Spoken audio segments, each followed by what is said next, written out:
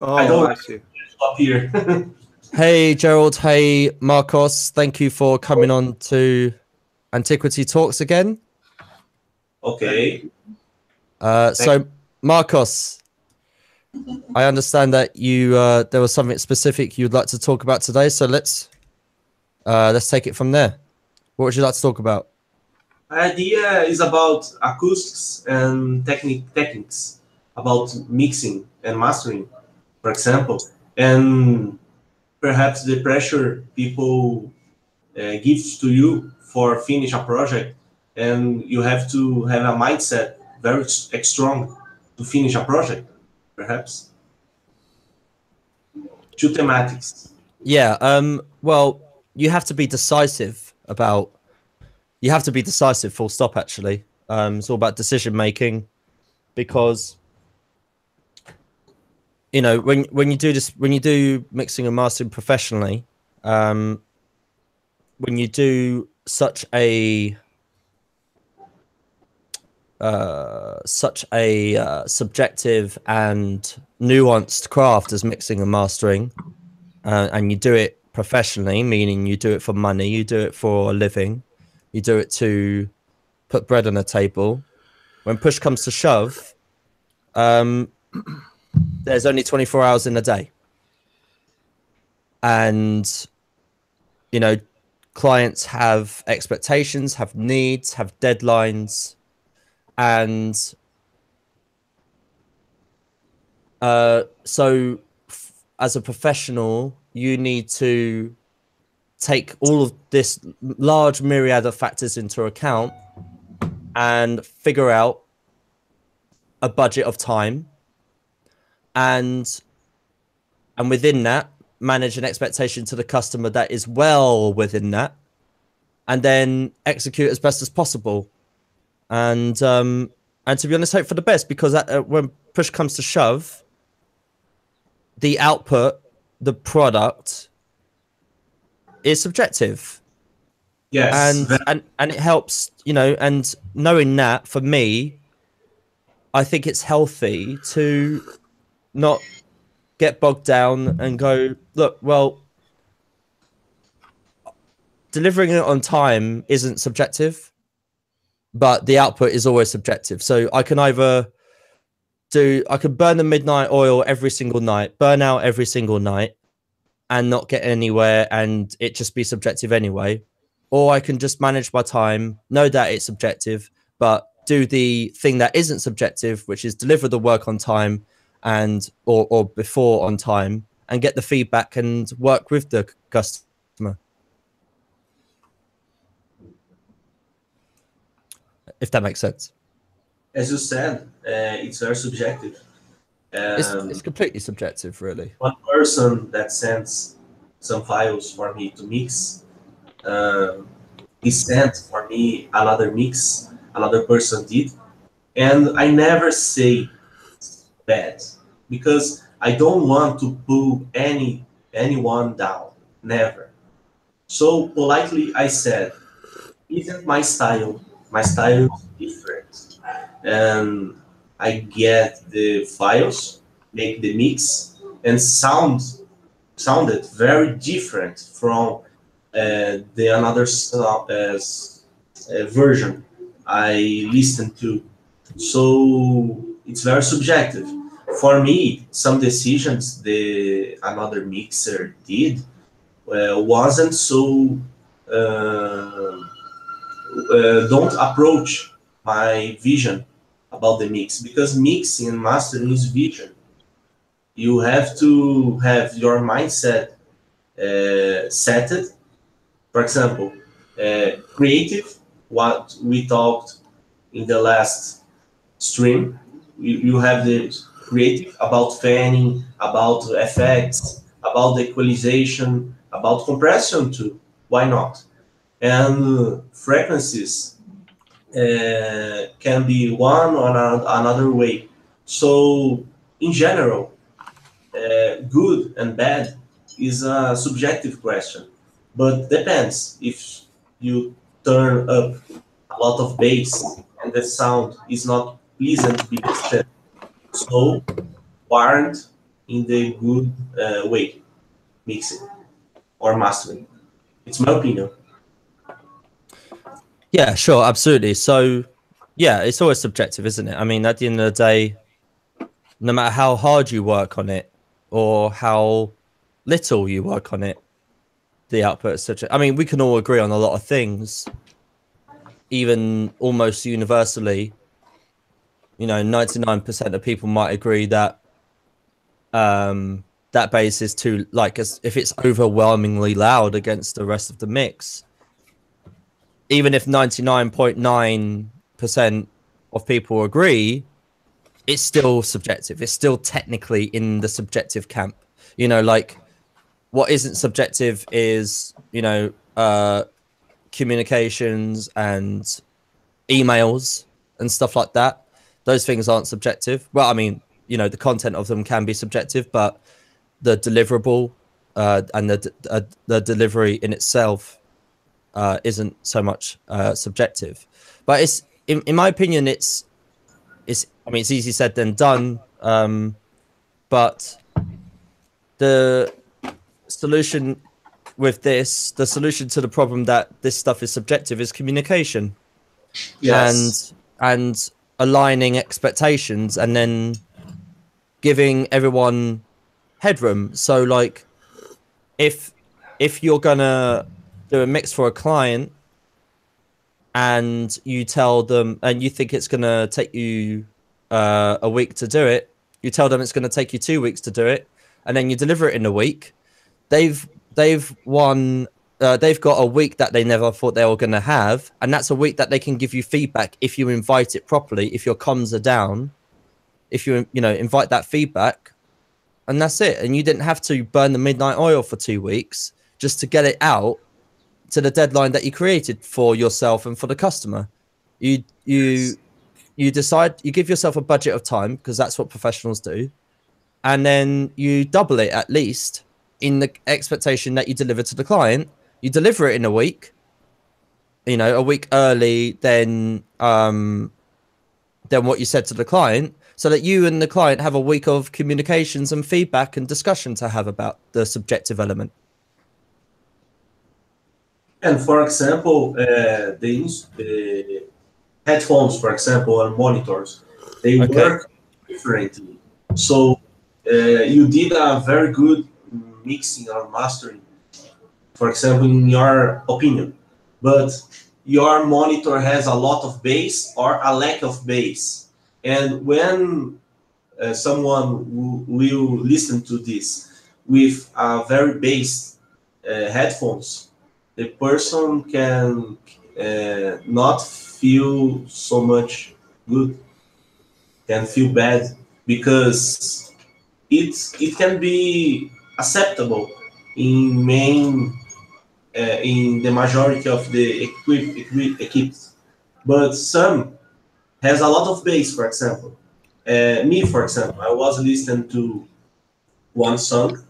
with my AKG phones in the past, and this beat has a lot of bass, and the phones more bass.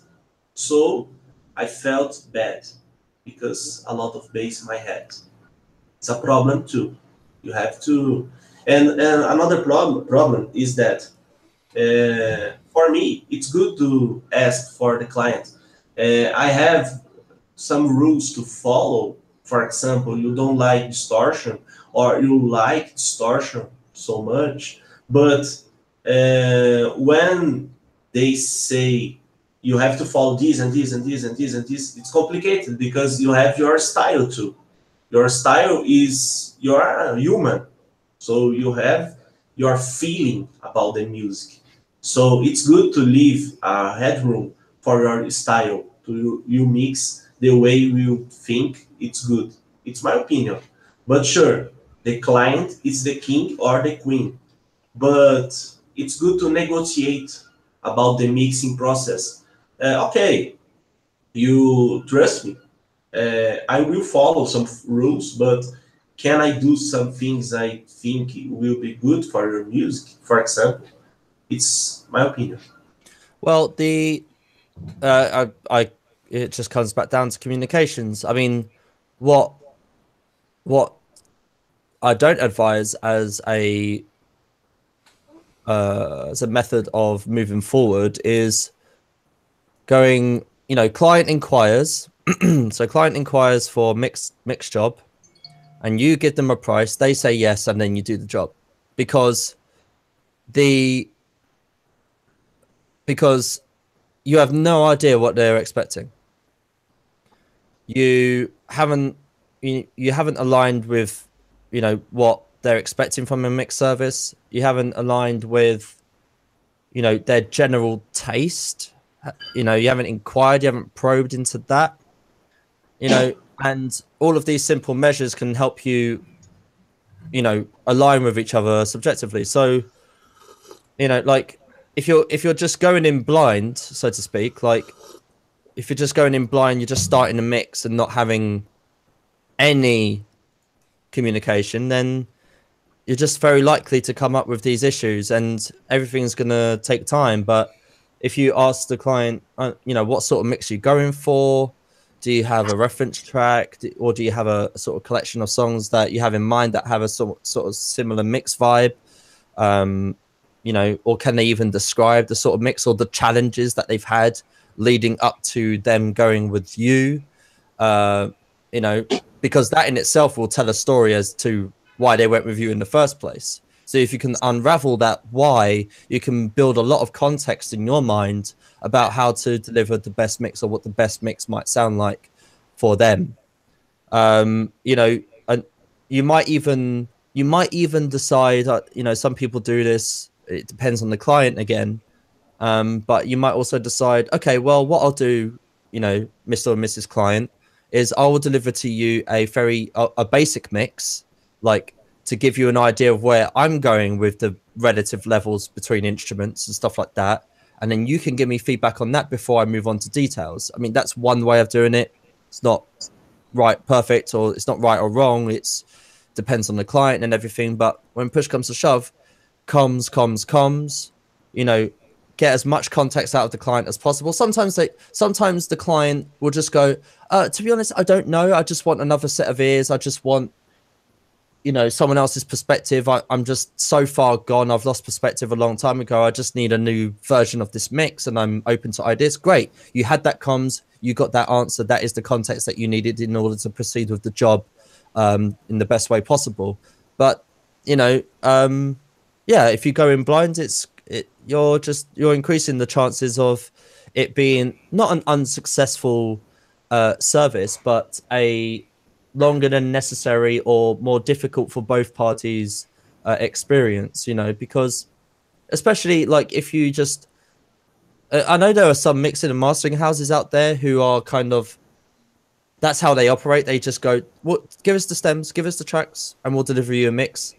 Yes. But that's not right or wrong either. That might be, they might communicate out that that's the sort of brand that they are operating, and they get the clients who more resonate with that brand. Um, you know, it depends really, because going back to the communication thing, that's also part of the branding. Like, when you're, especially in especially in these days when you know all of this is done easily at scale.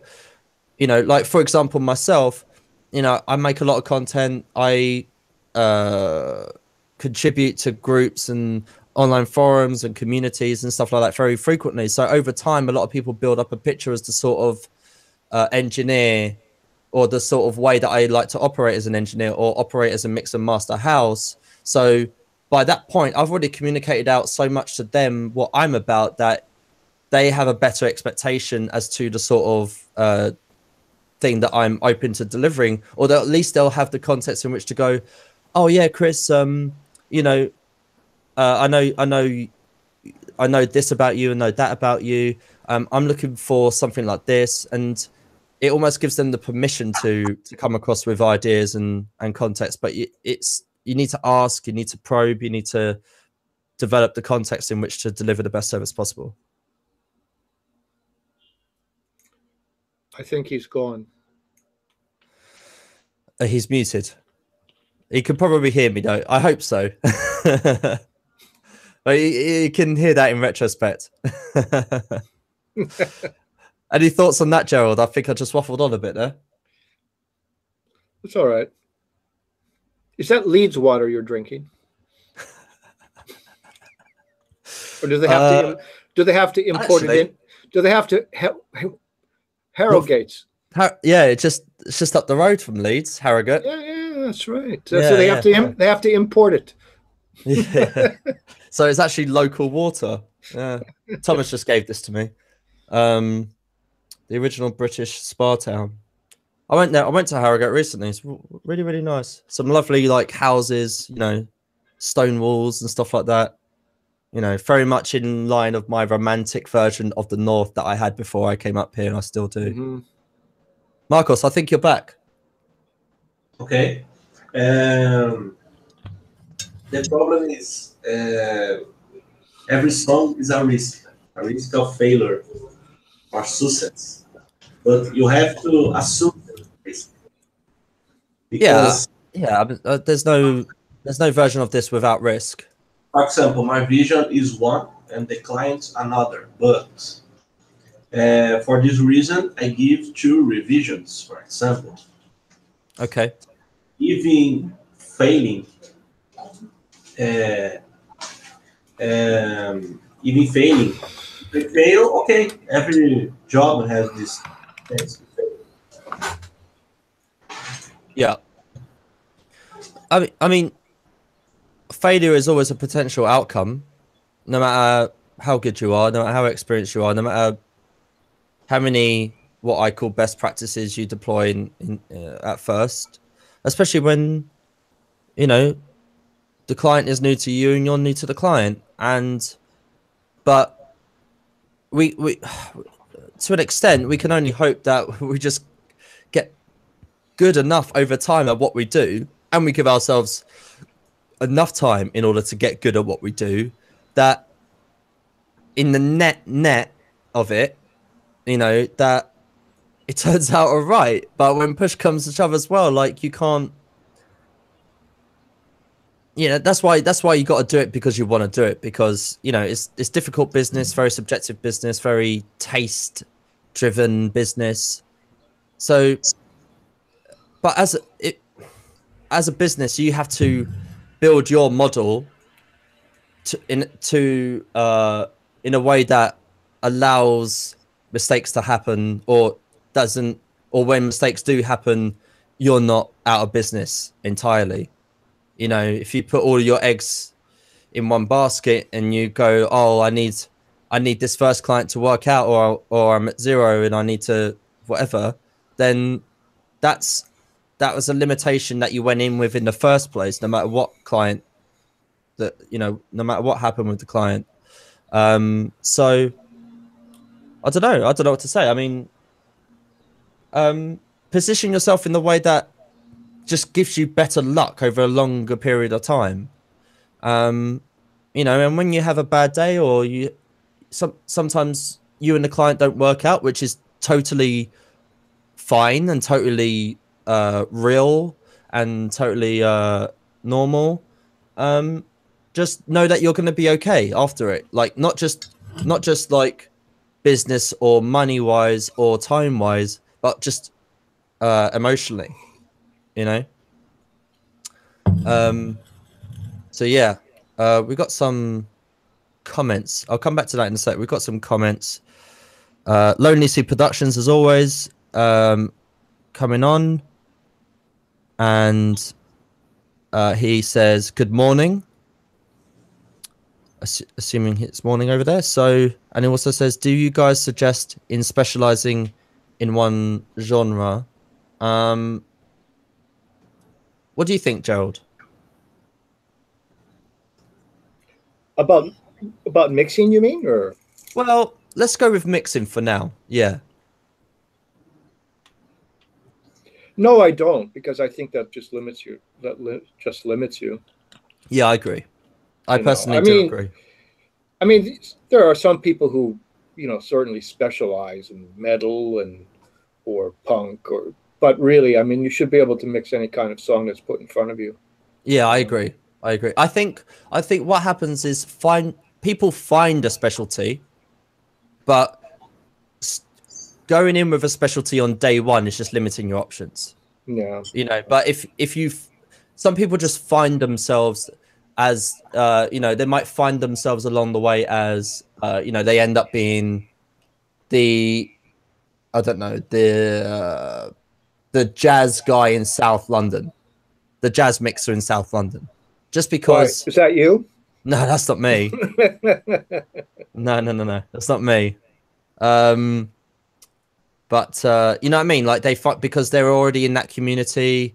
They have a close knit of friends and stuff like that, and it just happened that way. And then retrospectively, retrospectively and going forward, they kind of just refined their branding to reflect that and just owned that market, and that worked for them. But I don't think them going, oh yeah, today I'm going to be a mixer, and then the next day going, oh, I'm only going to do jazz in South London is probably not the way to go. I think people just find themselves in a specialty, but because it just happens, you know. Well, on this side of the pond, you can make a lot of money mixing hip hop, but there's a lot of problems attached to it. What like mixing vocals against a 2-track? Yeah. That's the least of the problem. Oh God. The problem is they always bring their posses along, and and I told you the story about my friend whose studio was completely trashed over something like that. So, anything you do in life, broadening your horizon is always best. Yeah. So. Yeah. I mean, I agree. And going back to the rap guys, I've been in that. I was in Wendy House Studios, like I think a couple of years ago. I was helping an artist, and like his whole crew came in, Yeah. and I was sitting. It's just a bad idea from the get. Yeah. And it's I mean, and it happens, but some people, that's the world that they work in, But I remember one time they were like, "Oh, can you just?" They just opened this project and stuff. They were like, "Oh, can you mix this?" And they were like all there, like sitting behind me, And I was like, "Whoa," because it was all kind of, I was like, "Yeah, let's do this," but. Bet you regretted that decision, right? Nah, I don't. Stuff makes you, but it was okay, quite. So this is. I want to completely change the subject. Now, this has nothing to do with mixing and mastering. I got asked the other night to go to a friend of mine's 2 daughters have a band, and I went and listened to them. They played one set, probably about 6 or 7 songs, and I'd never seen people so full of enthusiasm as these 2. I guess they're probably in their mid to early 20s. And so they asked me what did I think? And they said, because they said, we're all ready for a record deal. We're scouting around for a record deal. And I said, why? What do you need a record deal for? I mean, I said, well, we feel like we're going to be successful. I said, what, successful on what level? Can you measure that success for me? Well, we think we have some good songs. I said, well, having some good songs is one thing. I said, but where do you want to go with these songs? What do you want to do with them? Because, you understand the music business is not, it's not the music business of 20 or even 10 years ago. I mean, I said, do you guys have a backup plan?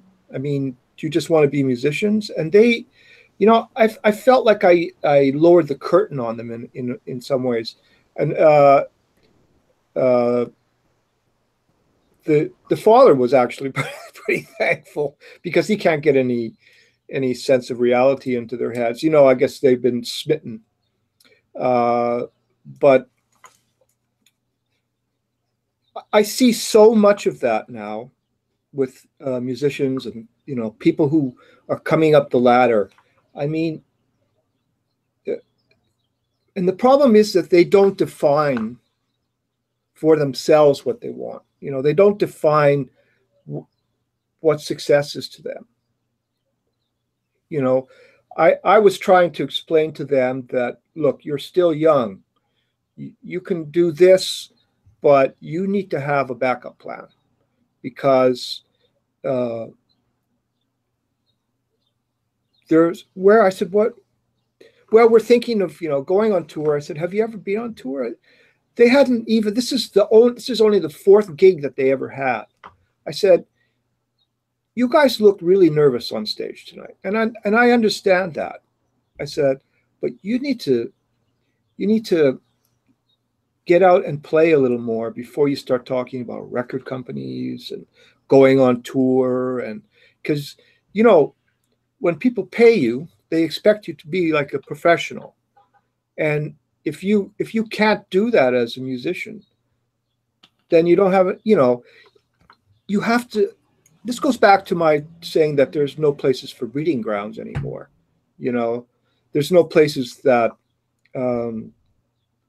they can play. I asked them, what, do you have any other gigs lined up? And they said, no, there's a few pay to play places that they were trying to get into. You know, I mean, that's the Verizon for musicians of that age, you know? Yeah. Well, I mean,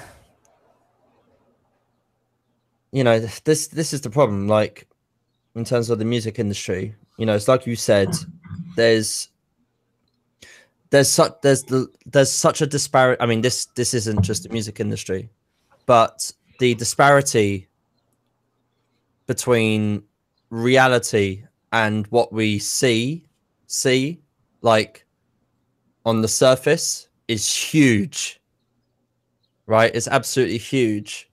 And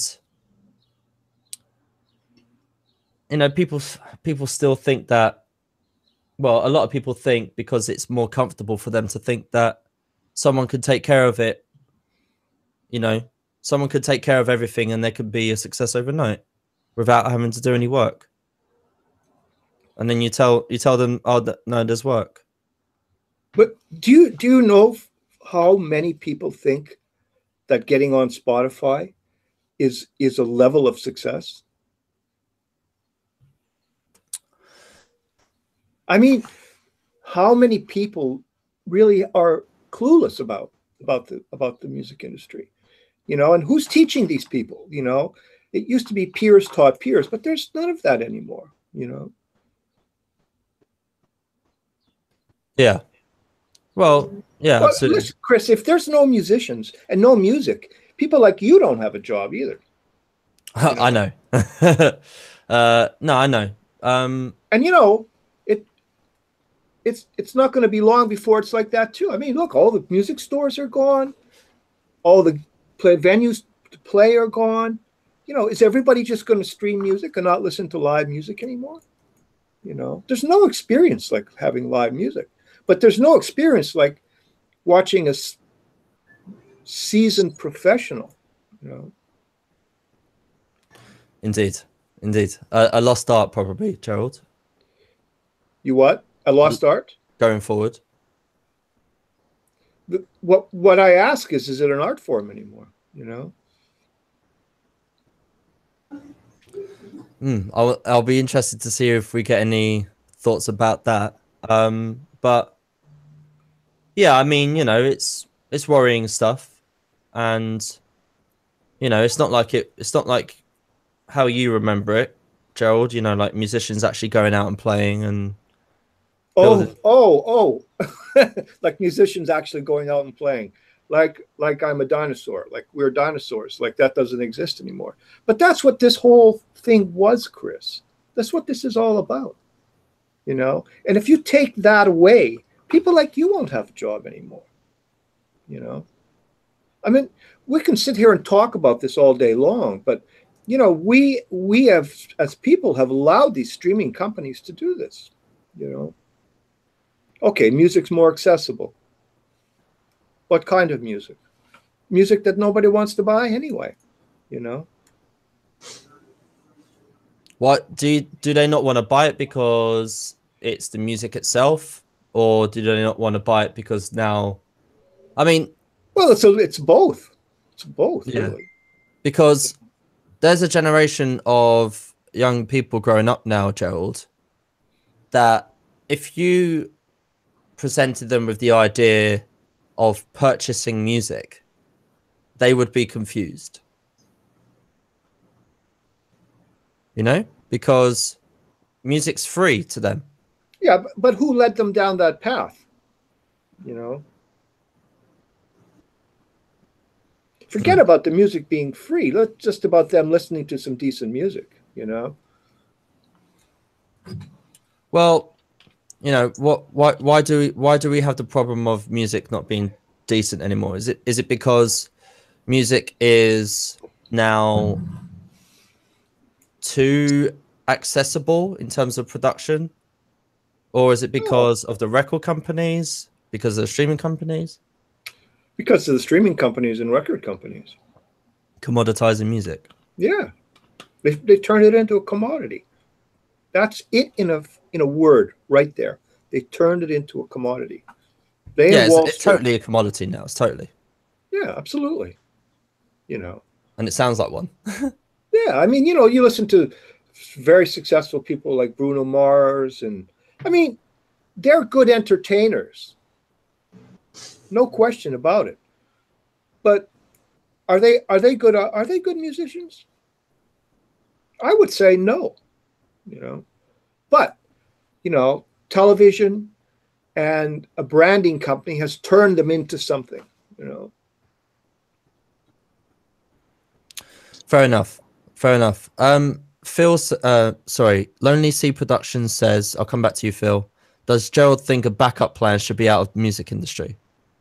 Do you think if one to have a backup plan, it should be completely outside of the music industry?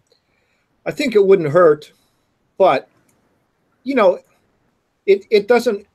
It can be inside the music industry, but what's left inside the music industry, you know, it's not a lot. You know, I mean, if I had to start now, I'm not sure that I would be a musician. If I had to start all over again in the way it is now, and I knew what I knew, I don't think that I don't think that I would be a musician. I wouldn't take it on, you know. Yeah, fair enough. Fair enough. Okay, Phil says getting and doing gigs is hard work. Still prefer to see stuff live. Lonely Seas Production says, I think in the context of what we were talking about before about clients and stuff, I've never worked for someone who wasn't full of opinions as far as what they wanted their music to sound like. Yeah, I mean, some are more opinionated than others. Well, you should be opinionated about your music. Yeah, if you're not, what are you doing it for, you know? Yeah. I think it was kind of more in the context of I realize. Yeah. Lonely Sea Production says TV, movies, video games all make more money than pop these days. I think the work is there. No? Yeah, that's where the work is. And I've said that many times now. Licensing. Licensing. I mean, if you're talking about serious money, you know, unless you're very established and you're out on the road playing to 80,000 people, then you're making money, you know. Well, even less than that, you know. But you know, if you're smart and you're able to get out on a tour and, you know, sell your merchandise, you can do not badly, you know. Cool. But what I'm talking about is the average musician, you know, the guy who could play 3 or 4 nights a week locally or 5 nights a week locally and, you know, pay his rent and have a few dollars in his pocket. Those days are gone. They're gone. There's none of that anymore, you know. Most of my peers who are my age and basically who don't want to go on tour anymore, just kind of, it's a hobby now, you know. So do you find that with a lot of your peers then? Oh yeah, What yeah. I was 85% of my peers. has anyone gone on? Has anyone pivoted in a way that worked for them? Well, there's a couple cities in this country where there's great live music, like Nashville and Yeah. New Orleans and Key West. And a lot of my peers have all moved to one of those cities because there's, great venues. There's music at every place. 7 days of the week, and so they're able to make a living. But most of the guys that I know, or people I know in the city here, I mean, they're stuck to the occasional gig here and there, and maybe a wedding. You get in a wedding band and you can make some money. You might as well be a plumber playing than playing in a wedding band. It's the same thing. I mean, how many times can you play knock 3 times on the ceiling without going mad? Yeah, anything in repetition can drive you insane, I suppose, with enough repetition. Yeah. Cool, excellent. So just having a look at the comments here. Can I say something? Yeah. The problem, in my opinion, is the plan about the music. For example, how will this music affect the public? Why I'm doing this? For fame? Because I like? Because I love? I have talent, for example. And engineers don't have so much freedom, in my opinion, to be an especie of producer while mixing or mastering. For example, you are saying this, but why not try to say that way? Why not to sing that way, for example? So together, the musician and the engineer construct the music. It's a problem. Engineers only mix and master the songs. Why not more involvement about them? It's my opinion. I mean, you're going into producer territory there, really. Because I read in a book that the engineer that gives advice is acting like a producer. Not a full producer, but he is being a producer while doing advice for people. This involvement is very weak nowadays, in my opinion. Gerald? Well, yes. I mean, being an engineer is an entirely different profession than being a musician. It is, yeah. Listen, I always ask the engineers advice. It's invaluable sometimes. They're removed. They're removed from the music generally. They're not so attached to the music as the person who wrote it. Yeah, they're not sentimental about it, so they can be objective about the music and stuff. The problem too is that a lot of it's not a competition. It's a job, a normal job. Everyone has the chance to be a mixer, and it's not wrong.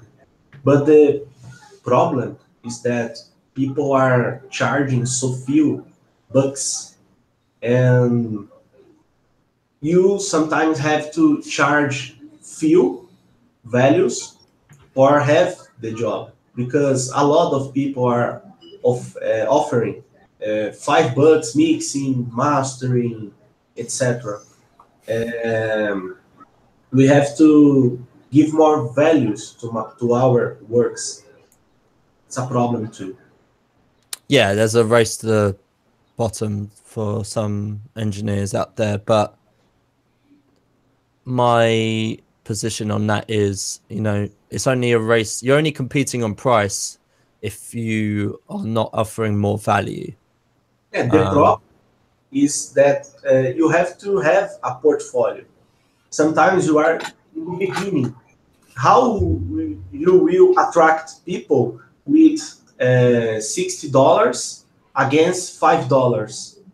You have to do some jobs, some services for $5, because in other words, you won't have a job because you have portfolio, you have clients. So isn't wrong to charge so few in the beginning, but charge so long this value is a problem. It's my opinion. Well, you can't undervalue yourself. If you do that constantly, then people are always going to lowball you. You know. Yeah, you'll be the free guy, basically. Yeah. I mean, you might as well do it for free at those prices. But might as well not do it. Might as well not do it. But different engineers, they come up in different ways and have different means of getting their foot in the door in the first place. You got to have a portfolio, yeah. So you got to go and get one, and it's not everything's going to be ideal on day one, but you got to build it up. But by the same token, people who are still running around charging $300 an hour are on a fool's errand, Yeah. Those days are long gone. Those days are long gone. I've seen so many of these wonderful studios in New York go out of business just because they adamantly wouldn't lower their prices. Yeah. Or restructure their business in a way that they can lower the prices and stuff. I had a discussion with a guy I know who closed his studio who said, I'm going to cut my prices. I said, yeah, but you have to understand something.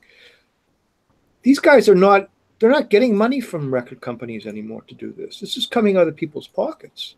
You have to, you say you won't adjust your prices, but you don't have anybody in your studio. Yeah. I mean, the macroeconomics of the music industry are real. Like, it's totally different. I was talking with a person, sorry, that said, but imagine you don't have a clientele, and you are charging $60 for a song. How will they hire you if they don't know anything about it? But you have the revisions, for example, and if the client don't like, he or she will get the money back. It's my opinion. But $5 is not good for you. You have to charge the right price.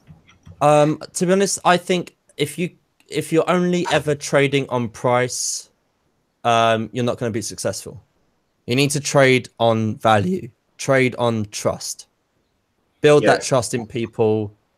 That's what brings customers to people. They trust them, and you have to build that trust. If you're always trading on just price and features such as how many revisions you get and stuff like that, you're just going to find yourself at the bottom. Yeah, you just piss people off when you do things like that. Yeah.